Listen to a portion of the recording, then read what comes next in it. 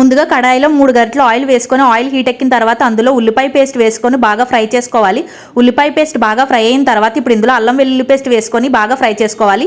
అల్లం వెల్లుల్లి పేస్ట్ బాగా ఫ్రై అయిన తర్వాత ఇప్పుడు ఇందులో టమాటా పేస్ట్ వేసుకొని ఆయిల్ బయటకు వచ్చేంత వరకు ఫ్రై చేసుకోవాలి. ఇలా ఫ్రై అయిన తర్వాత ఇప్పుడు ఇందులో రుచికి సరిపడంత ఉప్పు వేసుకోవాలి.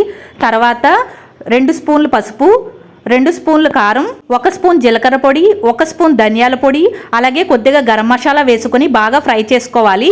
మీడియం ఫ్లేమ్ మీద ఇలా ఆయిల్ బయటకు వచ్చేంత వరకు ఫ్రై చేసుకొని ఇప్పుడు ఇందులో చింతపండు పులుసు వేసుకొని బాగా మిక్స్ చేసుకోవాలి. ఇప్పుడు ఇందులో చేప ముక్కలు వేసుకోవాలి. తర్వాత పొడుగ్గా తరుక్కున్న పచ్చిమిర్చి అలాగే కొత్తిమీర కొద్దిగా వేసుకొని బాగా కలుపుకొని మూత పెట్టి మీడియం ఫ్లేమ్ మీద దగ్గర నేనైతే 20 నిమిషాల పాటు ఉడికించుకున్నానండి.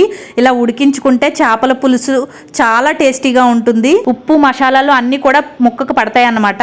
మీరు కూడా ఒకసారి ఇలా ట్రై చేయండి. నా ఛానల్ని ఫస్ట్ టైం ఎవరైతే చూస్తున్నారో సబ్స్క్రైబ్ చేయడం మర్చిపోకండి.